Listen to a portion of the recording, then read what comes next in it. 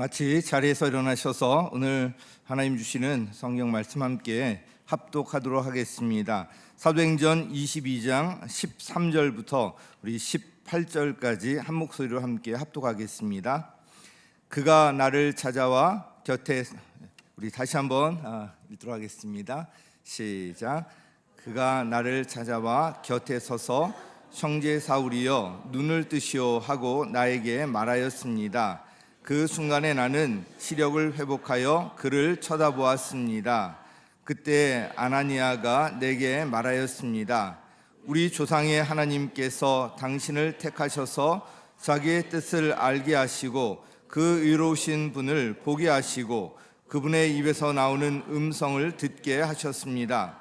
당신은 그분을 위하여 모든 사람에게 당신이 보고 들은 것을 증언하는 증인이 될 것입니다. 그러니 이제 망설일 까닭이 어디 있습니까? 일어나 주님의 이름을 불러서 침례를 받고 당신의 죄 씻음을 받으시오. 그 뒤에 내가 예루살렘으로 돌아와서 성전에서 기도하는 가운데 황홀경에 빠져 주님이 내게 말씀하시는 것을 보았습니다. 그는 말씀하시기를 서둘러서 예루살렘을 떠나라. 예루살렘 사람들이 나에 관한 내 증언을 받아들이지 않을 것이기 때문이다 하셨습니다. 아멘. 휴선 서울교회 올랜도 비전교회 연수를 참 은혜 가운데 잘 마치고 돌아왔는데요. 늘 연수를 하면서 저의 이제 생각은 이 교회, 우리 옥수교회에 와 있었습니다. 우리 옥수교회를 어떻게 하면 잘 세울까? 그래서 여기에 와서 성도 여러분 보고 싶었습니다. 네, 정말 한 분 한 분 이렇게 뵈니까 너무나 참 기쁩니다. 옥수에 오니까 참 편안한 마음이 들고요. 지금 시차 적응 잘 안 돼 있지만 그래도 참 새 힘이 나는 것 같습니다. 우리가 어떤 일을 하기에 앞서서 분명히 해야 할 것이 우리 정체성에 관한 것입니다. 정체성과 관련해서 오래전에 보았던 한 그 애니메이션 그 영화가 떠오릅니다. 정확히 기억나지 않지만 대략 이런 내용이었습니다. 야생의 그런 본능을 상실한 한 사자가 개 한 마리에 쫓겨다니고요. 또 소나 이런 거에 막 쫓겨다니고 무서워서 벌벌 떨고 쫓겨다니는 거예요. 그러다가 아주 절체절명의 위기에 처하게 되는데요. 막 도망가다가 앞에는 그냥 바다로 빠지는 큰 절벽, 높은 절벽을 만나게 되고요. 뒤에서는 그런 이제 얼마든지 제압할 수 있는 그 동물이 쫓아오고 있는 거예요. 그 상황에서 마지막 순간이 되니까 이 사자가 포효하면서 하니까 달려오던 그 동물들이 그냥 확 무서워서 도망가고요. 그 위기에서 벗어나는 그런 이제 장면이었습니다. 이 영화를 보면서 우리 정체성의 중요성에 관해서 깊이 생각했던 기억이 납니다. 나는 누구인가? 아주 중요한 질문입니다. 성경은 우리가 누구인지, 즉 우리의 정체성에 관해서 분명하게 말씀하고 있는데요. 그 중에 대표적인 구절을 하나 인용하면 우리 요한복음 15장 5절 말씀입니다. 우리 같이 한번 읽도록 하겠습니다. 시작. 나는 포도나무요 너희는 가지이다. 사람이 내 안에 머물러 있고 내가 그 안에 머물러 있으면 그는 많은 열매를 맺는다. 너희는 나를 떠나서는 아무것도 할 수 없다. 자, 나는 포도나무요 너희는 가지이다. 아주 분명하게 말씀하고 있습니다. 그래서 나는 누구죠? 예수님이잖아요. 예수님이 포도나무이시고 우리는 포도나무이신 예수님께 붙어있는 가지다. 이 말씀을 하고 있습니다. 이어서 사람이 예수님 안에 머물러 있고요. 예수님이 그 안에 머물러 있으면 그 사람은 열매를 많이 맺는다고 말씀하고 있습니다. 즉 가지인 우리가 열매를 맺으려면 어떻게 해야 합니까? 예수님 안에 머물러야 해야 돼요. 다시 말하면 포도나무이신 예수님께 단단히 붙어 있어야 합니다. 가지 혼자 떨어져서 열매 맺으려고 하면 그냥 말라 비틀어지고요. 땔감으로 밖에 쓰여지지 않아요. 가지가 열매를 맺으려면 포도나무에 단단히 붙어 있어야 돼요. 붙어 있기만 하면 열매가 이제 맺히게 됩니다. 우리 관련해서 4절 말씀도 같이 한번 읽도록 하겠습니다. 4절 시작. 내 안에 머물러 있어라. 그리하면 나도 너희 안에 머물러 있겠다. 가지가 포도나무에 붙어 있지 아니하면 스스로 열매를 맺을 수 없는 것과 같이 너희도 내 안에 머물러 있지 아니하면 열매를 맺을 수 없다. 그래서 내 안에 머물러 있어라. 예수님 안에 머물러 있을 것을 말씀하고 있습니다. 이렇게 예수님 안에 머물러 있을 때, 즉 포도나무이신 예수님께 붙어 있을 때 비로소 열매를 맺을 수가 있습니다. 즉 그 안에서 세상에서 경험할 수 없는 주님께서 내려주시는 참 기쁨과 평안, 그 행복을 경험할 수가 있고요, 무엇을 구하든지 다 이루어 주실 것이라는 그 말씀대로 기도 응답의 열매를 맺을 수가 있습니다. 그러므로 우리가 주님의 기쁨과 평안, 또 이런 기도 응답을 경험하며 열매 맺는 삶을 살기 위해서는 우리는 무엇보다도 주님 안에, 그 예수님 안에 머물러 있어야 합니다. 우리가 스스로 열매를 맺으려고 하는 것은 마치 가지가 나무에 떨어져서 혼자 열매를 맺으려고 하는 것과 같습니다. 가지가 나무에서 떨어지면 결코 열매를 맺을 수가 없습니다. 가지는 나무에 잘 붙어 있을 때, 그때 비로소 열매를 맺을 수 있습니다. 그러므로 우리가 할 일은 열매를 맺기 위해서 가지 스스로, 나 스스로, 나 혼자 힘으로 열매를 맺기 위해서 노력하는 것이 아니라, 우리가 노력이 필요한데 그 가장 중요한 노력의 핵심은 뭐냐면 포도나무이신 예수님께 붙어 있으려는 노력이 필요한 거예요. 그래서 우리가 말씀과 기도, 이것을 계속 강조하고 있지 않습니까? 바로 포도나무이신 예수님께 붙어 있으려는 노력이 거기에서 나타나는 것입니다. 그러면 우리가 주님 안에 머물러 있기 위해서 구체적으로 어떻게 해야 할까요? 이와 관련해서 본문을 기초로 몇 가지 말씀드리려고 합니다. 그 첫 번째가 기도의 자리를 지켜야 한다는 것입니다. 같이요, 시작. 자, 17절 같이 읽습니다. 시작. 그 뒤에 내가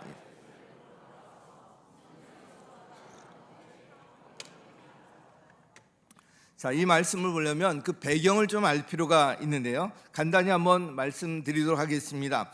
사도 바울은 원래 예수 믿는 사람들을 박해하던 사람이었습니다. 그는 믿는 사람들을 남자 여자 가리지 않고요, 닥치는 대로 잡아들여서 예루살렘으로 데려오곤 했던 사람입니다. 성경에는 그가 믿는 사람들에게 살기를 띠고 위협하고 있었다 기록하고 있어요. 살기를 띠고 그냥 어디든지 보이기만 하면 닥치는 대로 잡아들였다는 것입니다. 그런데 그의 인생이 180도 완전히 바뀌는 사건이 일어납니다. 바로 예수님과의 만남이에요. 그날도 예수 믿는 사람들을 잡아들이려고 다마스커스, 바로 다메섹으로 가던 길이었습니다. 이 다마스커스에 가까이 이르렀을 때 갑자기 하늘에서 환한 빛이 그를 둘러비추고요, 음성이 들려왔습니다. 그는 땅에 엎어져서 그 음성을 들었는데요, 이런 음성이에요. 사울아, 사울아, 내가 왜 나를 핍박하느냐. 깜짝 놀랐겠죠? 그러면서 그 음성이 너무나 분명하니까 바울이 주님 누구십니까? 묻습니다. 그럴 때 또 이렇게 음성이 들려요. 나는 내가 핍박하는 예수다. 이 자리에서 바울은 예수님으로부터 다마스커스로 들어가라는 그런 지시를 받습니다. 바울은 그 자리에서 일어나 눈을 떴지만 3일 동안 아무것도 볼 수가 없었습니다.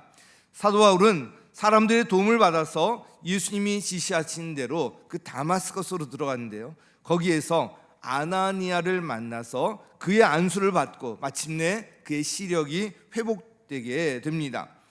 시력을 회복한 바울은 다마스커스에서 복음을 전했지만 그를 죽이려는 유대 사람들을 피해서 예루살렘으로 돌아올 수밖에 없었습니다. 예루살렘에 이르러서 예수님의 제자들 역시도 얼마나 이제 그 예수 믿는 사람들 박해한 사람이었습니까? 그래서 굉장히 경계했지만 이 바나바의 도움으로 이제 그 예수님의 제자들과 다시 어울릴 수 있게 되었고요. 그러면서 복음을 열심히 전했지만 여기서도 유대인들이 바울을 죽이려고 했기 때문에 그는 결국 예루살렘을 떠나서 그의 고향이 어디예요? 다소로 가게 됩니다. 다소로. 지금의 튀르키예, 터키에 있습니다. 사도 바울이 극적으로 예수님을 만난 후에 그의 행적에 대한 배경을 이렇게 말씀드린 이유가 있습니다. 바로 이 모든 과정에서 그가 주님의 인도하심을 받았기 때문입니다. 그리고 그 중심에 무엇보다도 기도가 있었어요. 17절 말씀을 다시 한번 제가 읽어드리면요, 그 뒤에 내가 예루살렘으로 돌아와서 성전에서 기도하는 가운데 황홀경에 빠져.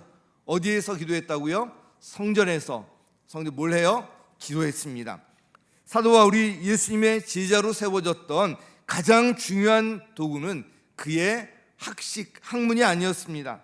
로마 시민권자라는 그의 신분도 아니었습니다. 오히려 그는 예수 그리스도를 아는 이 지식이 너무나 고상해서 그것을 얻기 위해서 그의 모든 지식을 배설물로, 오물로, 쓰레기로 여겼던 사람입니다. 그가 제자로 세워져 주님의 인도하심을 받을 수 있었던 기초는 다른 것이 아니라 바로 그의 기도였습니다. 예루살렘에 돌아오자마자 바울은 성전을 찾았습니다. 그리고 성전에서 기도했습니다. 그는 언제든지 성전을 먼저 찾았는데 그것은 기도하기 위함이었습니다. 이처럼 그의 모든 사역의 기초는 바로 기도였습니다. 사도 바울은 예수를 만난 이후에 열정적으로 이 사역을 하면서 많은 열매를 맺었고요, 자랑할 거리들도 되게 참 많았습니다. 그러나 그는 무엇보다도 기도하며 자기 자신을 내세우지 아니하고요, 기도하면서 성령님의 인도하심을 받았습니다. 몇 차례 긴 전도 여행 때도 그는 하나님의 그런 인도를 받았는데요, 성령님의 인도를 받았는데, 전도하다가 감옥에 갇혔을 때도 그는 하나님께 기도하며 하나님을 찬양했습니다. 사도 바울은 예수님을 처음 만났을 때부터 줄곧 기도를 통해서 성령님의 인도를 받았던 것입니다. 관련해서 사도행전 9장 11절 함께 읽습니다. 시작.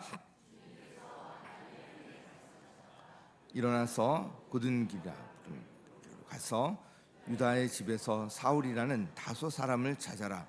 그는 지금 기도하고 있다. 뭐 하고 있다고요? 기도하고 있다. 아나니아 역시도 기도 가운데 주님의 인도하심을 받게 되고요, 사실 이 사도 바울은 누구도 만나고 싶지 않았을 거예요. 그럼에도 불구하고 바울을 만나서 하나님의 뜻을 전해 주었습니다. 14절 말씀 함께 읽습니다. 시작. 그때 아나니아가 내게 말하였습니다. 우리 조상의 하나님께서 당신을 택하셔서 자기의 뜻을 알게 하시고 그 의로우신 분을 보게 하시고 그분의 입에서 나오는 음성을 듣게 하셨습니다. 아멘. 이 사도 바울 처음 예수를 믿는 분들은 이게 혼동이 될 수도 있는데요, 원래 이름이 사울이고요, 히브리식 이름이 사울이고, 그다음에 그리스식 이름이, 헬라식 이름이 이제 바울이고요. 사울이 변해서 바울 됐다 이렇게 표현하기도 하지만 그 히브리식 또 헬라식 이름이 같은 사람을 지칭하고 있습니다. 보통 사도가 된 이후, 예수님을 믿은 이후에는 사도 바울이라고 칭하고 있습니다. 참고로 말씀드렸습니다. 사랑하는 성도 여러분, 기도할 때 영적인 눈이 열리고요, 살아계신 주님을 우리가 볼 수가 있습니다. 기도할 때 하나님의 기뻐하시는 뜻을 분별하고요, 하나님의 인도하심을 받을 수가 있습니다. 기도 없이 하나님의 일을 하는 것은 불가능합니다. 기도 없이 신앙생활 잘하는 것 할 수가 없습니다. 그러므로 성도는 무엇보다도 기도의 자리를 지키며 기도를 통해서 하나님의 인도하심을 받으며 살아야 하는 것입니다. 목회자에게 기도가 빠지면요, 목회자는 생명을 잃게 돼요. 더 이상 이 자리에 설 수가 없습니다. 우리 중직들 더더욱 마찬가지고요, 성도들도 마찬가지예요. 기도가 빠지면 성령 충만하지 않고요, 늘 불만, 불평이 그 삶에 자리 잡고 신앙이 자라지 않고요, 행복하지 않은 신앙생활을 할 수밖에 없어요. 그래서 항상 우리 이 신앙의 중심에 있어야 되는 것이 기도라는 것 꼭 명심하시고요. 기도의 자리 어떻게든 지켜나가시기를 예수님의 이름으로 간절히 축원합니다. 자, 두 번째는요, 우리가 주님 안에 머물러 있으려면 고정관념을 버려야 돼요. 그리고 성경대로 이 말씀을 붙들어야 합니다. 우리 같이 읽습니다. 시작. 성경대로를 붙들어야 합니다. 자, 이 사도 바울의 인생을 보면 아주 드라마틱합니다. 바울은 당시 사람들이 선망하던 모든 것을 다 갖추고 있었습니다. 로마 시민권자였고요, 가말리엘 문화에서 공부했고요, 언어와 문장에도 뛰어난 인물이었습니다. 게다가 하나님에 대한 열심도 있었습니다. 그러나 문제는 그 열심의 방향이 잘못되었다는 것이에요. 자신은 하나님을 위해서 열심을 낸다고 생각했지만 그 열심은 오히려 하나님의 일을 방해하는 것이었습니다. 예수 믿는 사람들의 믿음을 돕기는커녕요, 그의 열심은 오히려 그들을 방해하고 잡아들이고 했던 것입니다. 예수 믿는 사람들은 사울이라는 이름만 들어도 그냥 공포에 떨 정도였습니다. 예수를 만나기 전에 바울이 예수 믿는 사람들을 어떻게 이렇게 힘들게 했던 그 이유는요, 그들을 율법을 무너뜨리려는 문제 있는 사람들로 잘못 알았기 때문이에요. 오해하고 있었기 때문이에요. 바울을 사로잡고 있었던 것은 한마디로 그의 고정관념 때문이었습니다. 이 고정관념이라는 것은요, 어떤 생각을 갖게 되었을 때 그것이 잘못되었다는 것을 알려주기 위해서 누군가 설명을 하고 설득을 해도 듣지 않아요.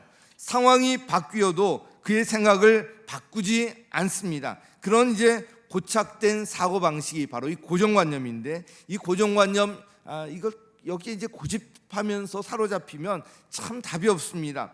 고정관념에 빠지게 되면 자기 생각에 갇혀서 이 주님의 뜻을 분별할 수 없고요, 주님 안에 머물 수도 없고요, 하나님의 좋은 말씀을 듣고도 들리지가 않아요. 예수를 만나기 전에 바울은 예수 믿는 사람들이 율법을 파괴하려 한다는 그 생각에 빠져 있었습니다. 근데 바울이 이런 생각에서 벗어나게 되었을 때 정말 놀라운 변화가 일어나게 됩니다.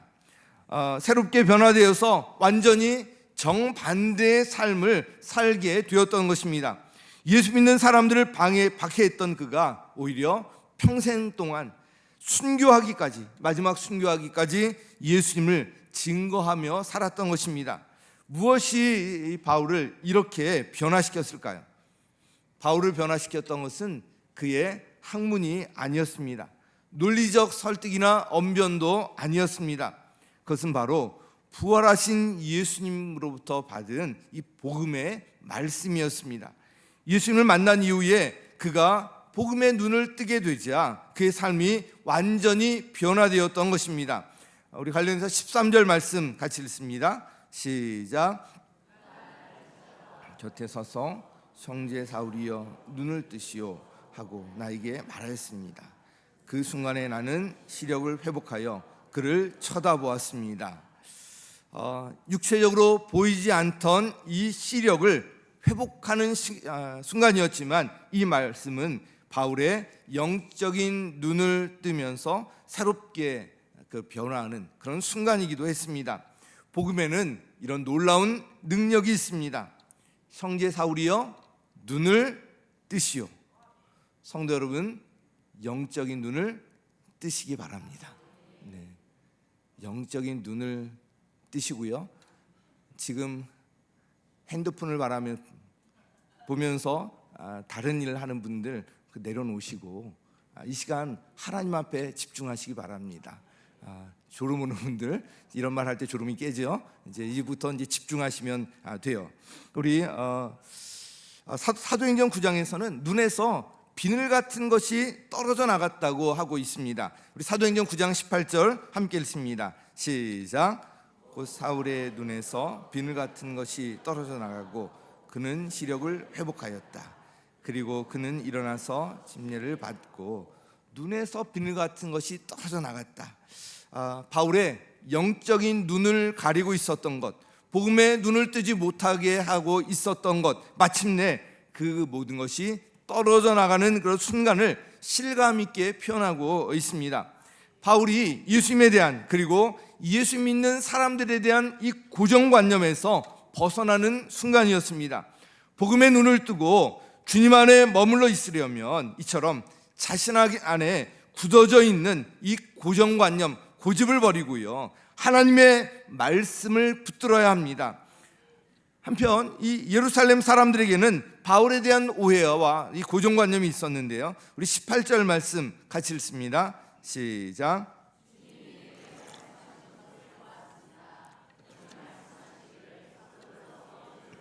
떠나라. 예루살렘 사람들이 나에 관한 내 증언을 받아들이지 않을 것이기 때문이다 하셨습니다. 예루살렘 사람들이 바울을 받아들일 수 없었던 것은 두 가지 이유 때문이었습니다. 하나는 사도 바울에 대한 의심 그리고 거부감 때문이었어요. 그들은 불과 얼마 전까지만 해도 예수 믿는 사람들에게 공포의 대상이었던 이 바울의 변화를 쉽게 받아들일 수 없었던 것입니다. 또 하나는 유대인만이 하나님의 선민이라는 고정관념 때문이었습니다. 선민의식 좋은 것 같지만 이 고정관념에 빠지면 정말 하나님의 뜻을 제대로 분별할 수가 없어요. 그래서 그들은 이방인의 사도로 부름받은 사도 바울을 받아들일 수가 없었던 거예요. 나중에 이것은 이방인도 구원을 받으려면 할례를 받아야 한다는 이 논쟁과도 연결되게 됩니다. 고정관념에 사로잡히면 그 굳은 생각에 갇혀서 하나님의 뜻을 분별할 수가 없습니다. 주님 안에 머문다는 것은 고정관념을 포함해서요, 나의 모든 지식과 생각 이런 것들을 주님 앞에 모두 내려놓는다는 것입니다. 그럴 때 주님의 능력을 힘입을 수 있습니다. 초자연적인 놀라운 변화를 경험할 수가 있고요, 그때부터 비로소 우리의 신앙이 새로워지고 정말 주님을 믿는 행복을 경험할 수가 있는 것입니다. 예배에 대한 고정관념, 교회에 대한 고정관념, 목회자에 대한 고정관념, 다른 사람에 대한 고정관념, 이런 정도의 차이는 있겠지만 누구에게나 조금씩은 있을 것입니다. 신앙생활에 관한 고정관념도 있어요. 예를 들어서 기도는 묵상기도만이 참 기도다, 이런 분들은 통성으로 기도하라고 해도 소리를 내지 않습니다. 그리고 찬양도 찬송가만이 진정한 찬양이다, 이런 분들은 복음성가에 대해서 귀를 닫고 입을 닫아요. 참 안타까운 일입니다. 찬송가에도 복음성가에서 찬송가에 들어가는 곡들이 꽤 많고요, 우리 복음성가 중에도 하나님을 높이고 찬양하는 곡들이 아주 많다는 것을 알 필요가 있습니다. 어떤 교회 일, 봉사 모든 것이 마찬가지입니다. 또 자기 자신에 대한 고정관념에 갇혀 있거나 또 이 고집을 피우는 분들도 있습니다. 사실 우리는 알게 모르게 우리 안에 형성된 수많은 이런 고정관념의 지배를 받고 있습니다. 이 모든 것들을 다 내려놓고요, 하나님의 말씀에 집중하고 그 하나님의 기뻐하시는 뜻을 구하고 분별하며 그 뜻을 따라 사는 것이 지혜로운 삶의 모습입니다. 그러므로 주님 안에 머물러 있으려면 나의 생각과 고정관념을 주님 앞에 다 내려놓고요, 하나님의 그 말씀이 우리의 모든 삶의 기준이 되도록 성경대로를 굳건히 붙들어야 하는 것입니다. 자, 성경대로 붙들어야 돼요. 그러면 우리 영적인 눈을 다 떠야 될 텐데, 우리 옆에 계신 분에게 영적인 눈을 뜨십시오. 우리 한번 축복하면서 같이. 자, 이 영적인 눈을 뜨는 길, 기도와 말씀, 여기 거하는 삶입니다. 마지막 세 번째로 증인의 삶이에요. 우리가 정말 예수님의 사랑과 은혜 이것을 깨달았다면 자연스럽게 나오는 것이 증인의 삶의 모습입니다. 우리 같이 읽습니다. 시작. 증인의 삶을 살아야 합니다. 우리 사도행전 9장 15절 함께 읽습니다. 시작. 주님께서 그에게 말씀하셨다. 가거라. 그는 내 이름을 이방 사람들과 임금들과 이스라엘 자손들 앞에 가지고 갈 내가 택한 내 그릇이다. 하나님께서 택하셨다고 말씀하고 있습니다. 바울의 인생에서 예수님과의 만남은 그의 인생 전체를 완전히 바꿔 놓았습니다. 저 역시도 마찬가지고요. 예수 믿는 사람들을 박해하면서 평생 잘못된 삶을 살 수도 있었던 그가 예수님을 증거하며 완전히 새로운 삶을 살게 되었던 것입니다. 그런데 그가 이렇게 된 것은 주님의 전적인 은혜 안에서 택하심을 받았기 때문이었습니다. 바울은 늘 이것을 의식하고 있었고요. 그래서 자신을 사도로서 사도 바울이라고 사도직을 굉장히 귀하게 여기고요. 실제 삶을 통해서 실천하며 살았습니다. 오늘 본문에서도 관련된 구절이 나오는데요. 14절 함께 읽습니다. 시작. 그때 아나니아가 내게 말하였습니다. 하나님께서 당신을 택하셔서 자기의 뜻을 알게 하시고 그 의로우신 분을 보게 하시고 그분의 입에서 나오는 음성을 듣게 하셨습니다. 아멘. 바로 이 사도 바울의 삶과 사역의 중심에 예수님이 항상 계셨습니다. 사도 바울은 예수님의 택하심에 그대로 반응하고요, 그분의 뜻이 무엇인지 구하며 그 뜻에 순종하며 살았습니다. 사도 바울을 향한 하나님의 뜻은, 그 핵심은 아주 분명했는데요. 오늘 15절에 나와 있습니다. 함께 읽습니다. 시작. 오늘 위하여 모든 사람에게 당신이 보고 들은 것을 증언하는 증인이 될 것입니다. 아멘. 주님께서 사도 바울을 택하신 목적이 이 구절에 분명히 드러나 있습니다. 먼저 그분을 위하여 살라는 거예요. 주님을 위해 살라는 것입니다. 사도 바울의 인생의 목적은 아주 분명했습니다. 그분을 위하여, 즉 하나님의 영광을 위하여 사는 것이었어요. 그의 삶은 철저히 이 목적에 이끌린 삶이었는데요. 목적이 분명하니까 그 어떤 상황과 환경 가운데서도 흔들림이 없었습니다. 그 목적의 핵심은 한마디로 증인의 삶이었어요. 부활하신 예수님과 만나고 이 은혜가 너무나 컸기 때문에 자신이 갖고 있던 모든 것을 오물 배설물로 다 버리고 예수 그리스도를 아는 지식이 너무나 고상해서 그 뜨거운 가운데 평생 이 증인의 삶을 살며 복음 전하며 살았던 것입니다. 증인은 보고 들은 것을 그대로 증언하는 사람입니다. 우리도 마찬가지예요. 우리의 인생의 목적을 분명히 해야 합니다. 바로 하나님의 영광을 위하여, 하나님의 영광이 우리의 삶의 궁극적인 목적, 분명한 목적이 되어야 합니다. 그리고 그 핵심은 우리가 보고 들은 것을, 경험한 것을 증언하면서 증인의 삶을 사는 것입니다. 그렇게 살아갈 때 하나님께서 우리를 통해서 영광 받으시고요, 우리가 구하는 것을 무엇이든지 받게 하실 것입니다. 그 안에서 진정한 행복을 누릴 수가 있을 것입니다. 마지막으로 요한복음 15장 16절 함께 읽습니다. 시작.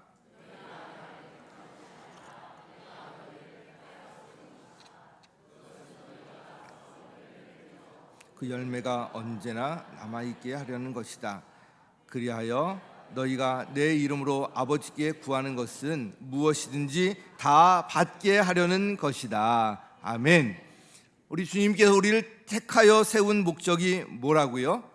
그것은 너희가 열매를 맺기 위해서, 그 열매가 언제나 남아있게 하기 위해서, 그래서 너희가 내 이름으로 아버지께 구하는 것은 무엇인지 다 받게 하려는 것이다.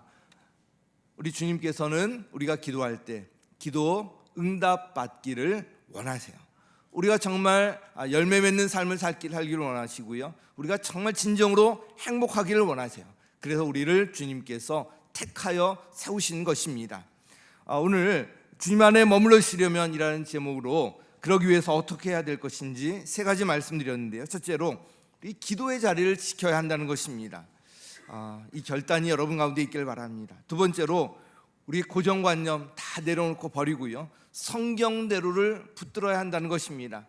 말씀이 다시 한번 우리 삶의 기준이 될 수 있도록 결단하는 시간이 되었으면 좋겠습니다. 또한 증인의 삶을 살아야 합니다. 혹시 증인의 삶을 살다가 내려놓았던 분들 다시 한번 그 뜨거움을 회복하고 결단하는 시간이 되길 바랍니다. 사랑하는 성도 여러분, 이 세 가지를 꼭 기억하시고요, 언제나 주님 안에 거하며 주님의 기쁨이 나의 기쁨이 되고요, 구하는 것마다 응답받는 놀라운 은혜와 축복이 성도 여러분의 모든 삶의 현장에 항상 함께하기를 예수님의 이름으로 간절히 축원합니다.